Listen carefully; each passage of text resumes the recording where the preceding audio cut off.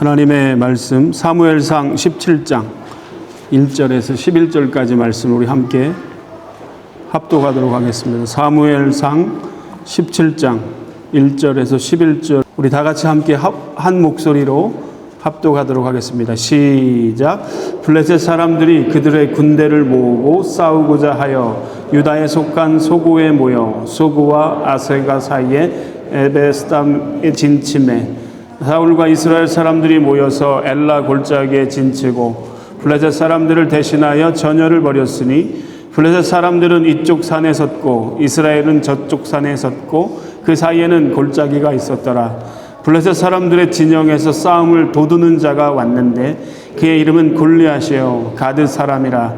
그의 키는 6규빗 한 뼘이요 머리에는 노투구를 썼고 몸에는 비늘 갑옷을 입었으니 그 갑옷의 무게가 놋 5천 세겔이며 그의 다리에는 놋 각반을 쳤고 어깨 사이에는 놋 단창을 메었으니 그 창 자루는 배틀채 같고 창 낡은 1600 세겔이며 방패든 자가 앞서 행하더라. 그가 서서 이스라엘 군대를 향하여 외쳐 이르되 너희가 어찌하여 나와서 전열을 벌였느냐. 나는 블레셋 사람이 아니며 너희는 사울의 신복이 아니냐. 너희는 한 사람을 택하여 내게로 내려보내라. 그가 나와 싸워서 나를 죽이면 우리가 너희의 종이 되겠고 만일 내가 이겨 그를 죽이면 너희가 우리의 종이 되어 우리를 섬길 것이니라. 그 블레셋 사람이 또 이르되 내가 오늘 이스라엘의 군대를 모욕하였으니 사람을 보내어 나와 더불어 싸우게 하라 한지라. 사울과 온 이스라엘이 블레셋 사람의 이 말을 듣고 놀라 크게 두려워하니라. 사무엘상 17장까지 왔습니다. 다윗은 기름을 부음을 받았습니다. 바로 왕이 되지 않았고 사울의 궁전에서 사울을 섬겨야 했습니다. 왕궁으로 들어간 다윗은 사울의 무기를 드는 자가 되었고 수금을 타서 사울의 영혼에 쉼을 주는 사역을 감당하게 됩니다. 다윗은 하나님의 때가 될 때까지 겸손하게 주어진 일을 감당하게 됩니다. 하나님께서 사람을 사용하시고 세우실 때 이런 낮은 자리에서 섬기게 하는 훈련을 거치게 하시는 것을 우리가 보게 됩니다. 그 시간을 다 지나가게 하시고 우리의 생각보다 빨리 하나님께서는 이 다윗을 이 역사의 무대에 세우시는 모습을 우리가 볼 수 있는데 오늘 우리가 읽은 이 본문 사무엘상 17장은 이스라엘과 블레셋의 전쟁을 통해서 이제 다윗의 면모가 구체적으로 드러나는데 그 과정을 자세하게 기록한 본문입니다. 너무나 잘 아는 본문이고 또 그 블레셋의 강한 군대를 이끌고 있는 선봉에 선 사람이 있었는데 그 사람의 이름이 우리가 너무 잘 아는 골리앗입니다. 이 골리앗의 등장으로 성경은 이 싸움을 소개하고 있습니다. 지금 엘라 골짜기에서 이스라엘과 블레셋이 아주 팽팽한 긴장감을 유지하면서 서로 마주보고 대치하고 있는 상황입니다. 우리가 이미 아는 것처럼 블레셋은 오랜 세월 동안 이스라엘과 국경을 맞대고 원수였던 나라였습니다. 강한 군대, 강한 무기를 가지고 군사력을 자랑했던, 그래서 이스라엘은 이 블레셋 때문에 늘 괴롭힘을 당해야 했습니다. 그러나 여러분 우리가 이미 살펴본 것처럼 40년 전, 이때부터 40년 전 사무엘 시대에 유다 군대는 이 블레셋이 쳐들어왔을 때 이 이스라엘에 의해서 이 블레셋은 참패를 당하고 도망갔던 역사가 있었던 것을 우리는 알고 있습니다. 사무엘 시대 하나님이 함께 했기 때문에 여러 가지로 다 열세였지만은 그러나 블레셋이 쳐들어왔을 때 하나님이 이기게 하셨어요. 그리고 20년 전에는 사울과 요나단이 이끄는 군대에 의해서 이 블레셋이 또 한 번 참패를 경험합니다. 여호와의 싸움은 사람의 많고 적음에 있지 않고 무기의 강함에 있는 것이 아니라 여호와 하나님을 신뢰하는 믿음에 있다는 사실을 우리가 이 두 번에 걸쳐서 이미 살펴보았습니다. 이 두 번의 완벽한 패전으로 인해서 블레셋은 더 이상 이스라엘을 공격할 엄두를 내지 못했습니다. 여러분 지난 전쟁에서 두 차례의 완승을 거뒀는데 어떻게 이길 수 있었습니까? 군사적인 면에서, 숫자적인 면에서, 무기 면에서 다 열세입니다. 전략, 전술도 너무나 연약했습니다. 그럼에도 불구하고 하나님을 의지했을 때 그 싸움을 이길 수 있었습니다. 자, 지금도 마찬가지예요. 지금 골리앗이라고 하는 어마어마한 장군을 앞에 서서 지금 이스라엘을 대적하고 공격하고 있는데 이 싸움의 승패, 이 결과는 여전히 유효한 상황인 것입니다. 과거에 어떤 경험을 했는가? 여러분, 과거에 어떤 경험을 했는가? 그 자체가 우리에게 유익이 되진 않지만 그 경험, 그 승리의 경험을 내가 오늘 어떻게 해석하고 어떻게 간직하느냐에 따라서 새로운 상황 앞에서 그것이 자원이 될 수 있고요. 무용지물이 될 수도 있다는 것을 우리가 보게 됩니다. 하나님께서 하나님의 백성들에게 중요한 영적 능력이 필요하다고 말씀하시는데 여러분, 그것이 기억력입니다. 기억하는 것입니다. 지난 날에 대한 올바른 믿음의 관점으로 기억을 간직하고 있다면 너무나 중요한 의미가 되는 것입니다. 과거에 열악한 상황에서도 이기게 하셨던 그 하나님의 역사, 그 승리의 어떤 원인을 내가 오늘 믿음으로 간직하고 있다면 똑같은 상황 앞에서 우리는 다시 믿음으로 나갈 수 있는 것입니다. 자, 영적인 기억력이 왜곡되거나 흐려지는 것은 하나님의 언약 백성으로서는 너무나 심각하고 치명적인 문제가 아닐 수 없습니다. 하나님께서 우리에게 약속을 주셨고 얼마나 신실하게 내 삶 가운데 간섭하셨고 인도하셨는가. 얼마나 하나님은 내 생애 가운데 능력이 있으신 분인가. 신실한 하나님, 변함없이 나를 사랑하시는 그 하나님에 대해서 내가 오늘 올바른 기억력을 가지고 그 하나님을 신뢰하는 것, 이게 우리 신앙생활에서 얼마나 중요한지 모릅니다. 이게 너무나 중요하기 때문에 우리 하나님께서는 그들이 경험한 그 은혜를 기억하고 하나님의 하신 일들을 기억하도록 기념비를 세우게 하셨어요. 그리고 절기를 정하셨습니다. 그래서 오고 오는 세대들에게 반복적으로 그날 그 승리, 그 은혜를 되새기고 기억하면서 오늘 그것을 감사로 받고, 오늘도 우리가 믿음으로 살면 얼마든지 과거에 그렇게 일하셨던 하나님, 그 하나님을 경험할 수 있도록 기념비를 세우게 하셨고 절기를 세우게 하셨던 것입니다. 오늘 하나님은 여러분 과거에 함께 하셨던 그 승리의 하나님 기억하기를 원하세요. 그것을 오늘 적용하고 자원으로 삼기를 원하십니다. 자, 그런데 오늘 이스라엘의 모습은 그와 정반대의 모습으로 나아가고 있는 것을 보게 됩니다. 군대가 수적으로 너무 열세입니다. 전술도 너무나 약합니다. 무엇보다도 이 무기가 블레셋과 비교해 보니까 너무나 열세입니다. 그럼에도 불구하고 그들이 하나님을 신뢰할 수만 있다면 과거에 그랬던 것처럼 얼마든지 이길 수 있고 이기게 하시는 하나님을 그들이 바라보지 못했어요. 그 과거의 승리의 기억을 까마득히 잊어버렸습니다. 자, 보세요. 40년 전, 가깝게는 20년 전에 완패를 당해서 그 이후부터 블레셋은 이스라엘을 공격할 엄두를 내지도 못했습니다. 그런데 오늘 왜 블레셋은 이스라엘을 공격해 오고 있는 것입니까? 골리앗이 있기 때문일까요? 무기가 더 좋아졌기 때문일까요? 지금 이스라엘의 왕이 누구입니까? 사울입니다. 그 사울이 하나님의 영이 떠났어요. 영적으로 가장 약해져 있기 때문에 블레셋이 그 틈을 알고 공격해 들어오는 것입니다. 사울이 하나님의 말씀에 불순종했을 때, 하나님의 영이 떠났습니다. 사울은 악신에 시달리면서 국정을 제대로 운영할 수 없었습니다. 이 첩보가 블레셋 손에 다 들어간 것입니다. 그 틈새를 이용해서 지금 블레셋이 쳐들어온 것입니다. 여러분, 골리앗, 블레셋 군대가 어둠의 권세 사단을 상징한다면 우리의 원수는, 사단은 언제 우리를 공격하는가?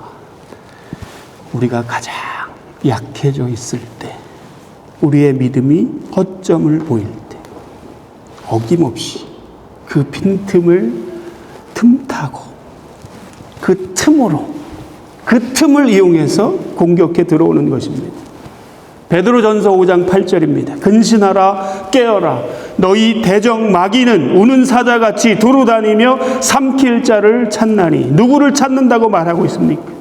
삼킬 자를 찾는다. 쉽게 말하면 사울처럼 영적으로 무너진 사람을 찾는다는 거예요. 왜? 삼켜버리기 위해서. 하나님과의 관계가 무너져 있는 사람, 깨진 사람, 예배의 자리를 떠난 사람, 성령의 보호막이 지키지 않는 사람, 너무나 잘 알고 그 틈으로 사단이 공격해 들어오는 것입니다. 여러분, 블레셋은 너무나 정확하게 이 빈틈을 알았어요. 그리고 어김없이 공격해 들어왔습니다. 골리앗을 앞세워서 치고 들어오는 이 블레셋은 너무나 강했어요. 무서웠습니다. 자, 4절을 보시면 골리앗을 소개하고 있습니다. 블레셋 사람들의 진영에서 싸움을 도두는 자가 왔는데 그의 이름은 골리앗이요 가드 사람이라. 여기서 짚고 넘어가야 됩니다. 가드 사람이라고 소개하고 있습니다. 가드 사람. 여러분, 골리앗이 누구냐? 초창기 여호수아 시대 때 12명의 정탐꾼을 보내잖아요. 그 정탐꾼이 그 가나안 땅에서 정탐했는데 거기서 만난 사람이 바로 아낙 자손들, 바로 이 가드 사람이었습니다. 수백 년 전 여호수아의 정탐꾼을 보냈던 바로 그 족속, 그들이 만났던 사람들. 정탐꾼들이 들어와서 보고합니다. 그 땅의 성은 너무나 견고하고 그 땅의 거인들은 너무나 커서 우리는 메뚜기와 같습니다. 메뚜기 신드롬, 메뚜기 컴플렉스. 그냥 가서 본 것뿐이에요. 아무 일도 일어나지 않았습니다.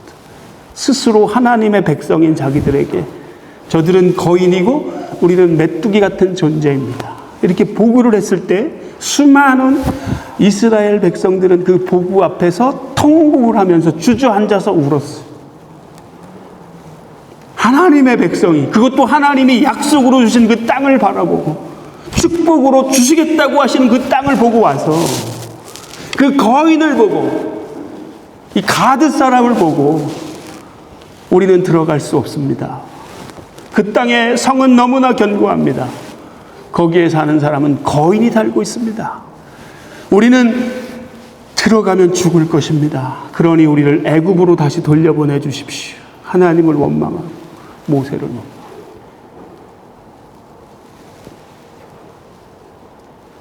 그때 아낙 자손 앞에서 덜덜 떨던 이스라엘 백성들이 오늘 그 아낙 자손의 후손인 골리앗 앞에서 똑같이 덜덜 떨고 있습니다. 그 영향력이 그 후손까지 너무 자존심 상하지 않아요? 반드시 이거는 제가 짚고 넘어가고 싶은 것입니다. 오늘 우리가 하나님 앞에서 온전하게 서지 않으면 우리의 후손이 똑같이 두려워 떨고 무너질 수밖에 없음을 성경은 우리에게 가르쳐주고 있는 것입니다. 오늘 우리가 믿음의 싸움을 승리하지 못하면 그 부담은 너무나 정확하게 우리의 다음 세대 후손에게 그대로 들어가는 거예요. 골리앗 앞에서 너무나 무력하게 덜덜 떨고 있는 이스라엘 백성. 오늘 이 싸움은 골리앗이라고 하는 인물, 압도적인 등장으로 소개되고 있습니다. 17장 4절을 보시면 골리앗을 소개하고 있어요. 한번 보겠습니다. 블레셋 사람들의 진영에서 싸움을 도두는 자가 있는데 그의 이름은 골리앗이요 가드 사람이라. 그의 키는 6규빗 한 뼘이요. 이렇게 되어 있습니다. 미터로 환산하니까 그 키가 3미터 가까이 됩니다. 엄청난 장신입니다. 갑옷의 무게만 60kg가 넘었습니다. 주 무기인 창, 이게 나무로 만든 자루를 제외하고 창의 날이 7kg가 넘었습니다. 그리고 앞에는 그를 지키는 군사들이 적의 화살 공격을 막기 위해서 사람만한 방패를 들고 있었습니다. 그러니까 머리끝에서 발끝까지 중무장한 거인 골리앗은 그 모습 자체로 이스라엘에게는 두려움의 대상일 수밖에 없었어요. 공포에 덜덜 떨 수밖에 없었습니다. 압도당했습니다. 이 골리앗이 8절과 9절을 보시면 큰 소리를 지르면서 하나님을 모욕하고 하나님의 백성 이스라엘을 조롱하고 있습니다. 협박했습니다. 오만한 모습으로 조롱하고 협박하고 욕했어요. 오늘 성경은 골리앗을 소개하는데 뭐라고 소개하고 있습니까? 싸움을 도두는 자, 이렇게 설명하고 있습니다. 싸움을 돋구는 자. 싸움을 걸어오는 것입니다. 그것도 너무나 야비하고 오만하고 하나님을 모욕하고 이스라엘 백성들에게 수치심을 느끼게 말로 심리전을 펼치는 것입니다. 자, 이 상황을 다시 한번 설명하면 엘라 골짜기에서 블레셋과 이스라엘 군대가 팽팽하게 대치된 상태로 며칠을 지나가고 있습니까? 40일을 지나가고 있었습니다. 이 대치 상태에서 블레셋은 골리앗이라고 하는 거인, 최고 용감한 장수를 앞에 선봉에 세우고 심리전을 펼쳤습니다. 하나님을 모욕하고 이스라엘 백성을 조롱했습니다. 이스라엘은 기골이 장대한 골리앗 앞에서 이러지도 저러지도 못하고 그냥 수치와 모욕을 그대로 당하고 있었습니다. 자, 오늘 본문을 자세히 보시면 심리전을 펼치면서 싸움을 걸어오고 있는 골리앗의 위치가 어떻게 바뀌고 있는지를 주목해 볼 필요가 있어요. 처음 8절에는 이스라엘을 공격할 때 그가 서서 이스라엘 군대를 향하여 외쳤다. 처음에는 서서 말로 심리전을 펼쳤어요. 40일 동안 그렇게 심리전을 펼치고 40일 정도가 지났어요. 25절에 보시면 이렇게 되어 있습니다. 이스라엘 사람들이 이르되 너희가 이 올라온 사람을 보았느냐? 참으로 이스라엘을 모욕하러 왔도다. 이 골리앗은 심리전을 펼치면서 점점점 이스라엘 진영 안으로 침투해서 들어왔던 것을 발견하게 됩니다. 블레셋과 이스라엘의 경계가 조금씩 허물어지기 시작했다는 것입니다. 골리앗의 영향력은 점점점 더 확장되어 갔고 이스라엘 진영 안에 조금씩 깊숙이 침투해 들어오기 시작했습니다. 그것도 아주 집요하고 끈질기게 심리전을 펼치면서 조금씩 이스라엘 진영 안으로 침투해 오고 있었어요. 그가 하는 모든 말은 다 심리전이었습니다. 말로 하는 심리전이었어요. 그의 영향력과 그의 위세가 그럼에도 불구하고 이스라엘을 장악하고 있었습니다. 자, 지금 골리앗이 이만큼 이스라엘의 진영으로 들어올 수 이유가 있었습니다. 이스라엘 백성들이 두려워서 덜덜 떨고 있었기 때문입니다. 덜덜 떨었어요. 골리앗만 보면은 그냥 떨 수밖에 없었기 때문에 그렇습니다. 11절 보실까요? 사울과 온 이스라엘이 블레셋 사람의 이 말을 듣고 놀라 크게 두려워하였더라. 크게 두려워하였다. 다시 정리해 볼까요? 40일 동안 대치된 상태로 이스라엘 백성들, 이스라엘 군대는 골리앗의 이 조롱의 말을 들을 수밖에 없었습니다. 악담을 하고 모욕을 하고 조롱을 당했습니다. 40이라고 하는 시간이 중요해요. 40일의 의미가 무엇인가? 익숙해지는 시간입니다. 불신, 패배의식, 실패가 이제는 체질화되는 시간입니다.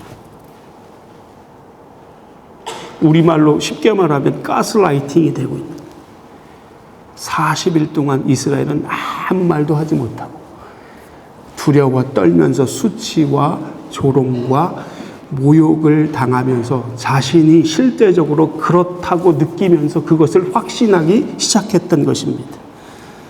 지금 골리앗이 하는 모든 말들은 다 거짓말입니다. 그러나 그 반복되는 말에 조금씩 의심을 했다가 계속해서 반복해서 들으니까 나중에는 믿게 되는 것입니다. 이 40일, 오늘 성경의 23절에 보면 계속해서 똑같은 말로 조롱했다라는 말이 나오고 있어요. 하나님의 백성, 하나님을 믿는 이 백성들이 이 사단과 같은 골리앗의 말을 들으면서 끊임없이 가스라이팅이 되었다는 것입니다. 처음에는 의심했어요. 그러나 계속 들으니까 그 의심이 변했습니다. 나중에는 믿게 되었습니다. 그리고 나중에는 진짜 자신이 그런 존재라는 사실을 알게 되었어요. 이게 너무나 무서운 것입니다. 사단이 우리의 정체성을 이렇게 흔들 때가 있다는 것입니다. 11절과 25절에 보면 사울과 이스라엘이 크게 두려워하였더라. 하나님의 영이 떠나니까 그 용감했던 사울이 두려워서 덜덜 떨고 있습니다. 사울에게 하나님의 영이 떠나니까 그 밑에 모든 백성들도 도미노처럼 모두가 놀라고 두려워하는 것입니다. 24절 보시면 이스라엘 모든 사람이 그 사람을 보고 심히 두려워하여 그 앞에서 도망했다. 다 도망가서 숨는 거예요. 40일 정도 지났을 때 다윗은 아버지 심부름, 형들에게 식량을 갖다 주라고 하는 심부름하러 왔는데 난리가 난 거예요. 다 두려워서 텐트 사이로 숨는 모습을 다윗이 보았던 것입니다. 위기는 우리의 실체를 드러냅니다. 골리앗 앞에서 사울 왕의 실체가 세상에 드러났습니다. 그 무서운 고함 소리, 골리앗의 외형적인 모습으로 모든 백성들이 두려워서 덜덜 떨었어요. 여러분, 아무 일도 일어나지 않았어요, 지금. 창이 날라와서, 화살이 날라와서 피해를 당한 사람이 한 사람도 없었어요. 심리전에 의해서 그들이 스스로 다 무너져 내렸던 것입니다. 공포와 두려움에 사로잡혀서 모든 전의를 다 상실했습니다. 40일 동안 계속되었어요. 너무나 억울하지 않습니까? 하나님을 잊혀진 존재로 그 하나님을 모욕했어요. 그 능력 있는 하나님을 모욕하고 하나님의 백성을 조롱하는데 한 사람도 나와서 분노하는 사람이 없었습니다. 40일의 치욕이 계속되고 있었습니다. 그러나 여러분, 이 모든 상황을 보고 참을 수 없었던 한 사람이 있었습니다. 이 대치 상황만 바라보고 조롱을 당하는 이 모습을 더 이상 지켜보고만 있을 수 없었던 한 사람이 있었습니다. 하나님을 향한 불같은 마음을 가지고 있었던 사람. 다윗은 그냥 가만히 있을 수가 없었던 것입니다. 누구도 이 장애물 앞에서, 이 한계 앞에서 두려워 덜덜 떨며 장막 사이로 도망가 숨는 그 틈바구니에서 다윗은 주저할 것 없이 골리앗 앞에 서서 싸우기로 결정했던 것입니다. 왜 그랬을까요? 하나님을 향한 불같은 마음이 다윗에게 있었기 때문에 그래요. 하나님을 향한 순전한 마음, 순전한 중심이 다윗에게 있었기 때문에 참을 수 없는 것입니다. 하나님의 이름을 모욕하고 하나님의 백성을 조롱하는 이 블레셋 군대 장수를 더 이상 두고 볼 수 없었던 것입니다. 사무엘상 16장 13절, 여호와의 영에 크게 감동되었던 다윗의 모습을 우리가 보게 됩니다. 여러분, 하나님의 영이 임하면 이렇게 치고 나가는 하나님의 군대가 되는 줄로 믿습니다. 모든 사람들이 다 무릎을 꿇고 도망가고 두려워 떨고 있는데 하나님의 사람 다윗, 하나님의 영으로 충만했던 다윗은 모두가 두려워하고 있는 그 골리앗 앞에 서기로 결정했던 것입니다. 26절에 보면 할례 받지 못한 자가 누구인데 하나님의 군대를 모욕하느냐.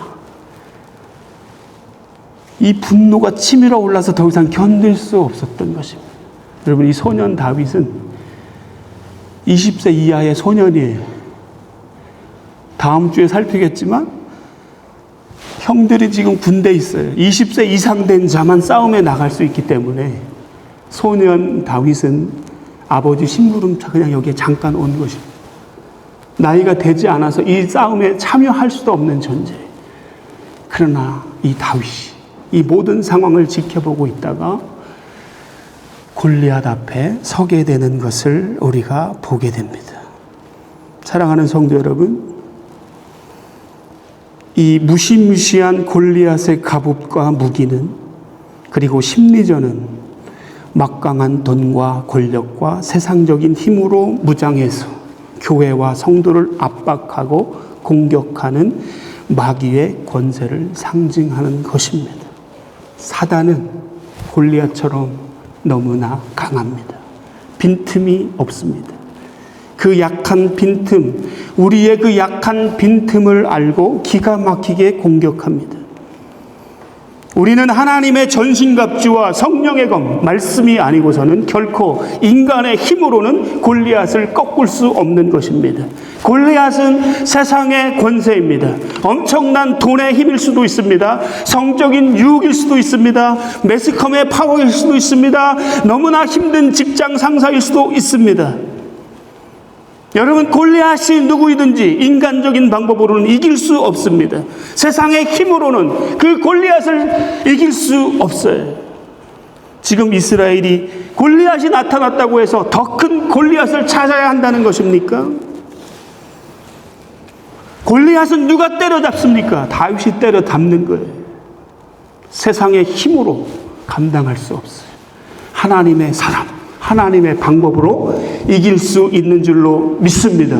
여러분, 오늘 하나님을 의지하고 일어서는 여러분이 되시기를 예수님의 이름으로 축원합니다. 여러분의 기억을 되짚어 보시기를 바라요. 신실하신 하나님, 오늘까지 우리를 이곳까지 인도하신 그 하나님, 내 인생의 위기와 실패와 절망 가운데 어김없이 나와 함께 하시고 나에게 승리를 베푸신 신실하신 하나님, 그 하나님을 기억할 수 있는 여러분이 되시기를 예수님의 이름으로 축복합니다. 사랑하는 성도 여러분, 더 이상 두려워 떨며 주저앉아 있지 마십시오. 두려워함으로 그 자리에 멈추어 있지 마십시오.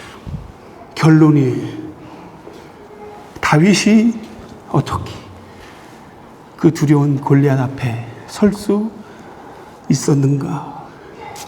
다윗의 마음 안에는 하나님을 향한 뜨거운 사랑이 있었기 때문입니다. 하나님을 향한 사랑. 누구도 흔들 수 없고 부인할 수 없는 하나님을 향한 뜨거운 사랑이 있었기 때문에 모든 사람들이 다 두려워 떨고 있었지만 골리앗 앞에 서기로 결단했던 것입니다.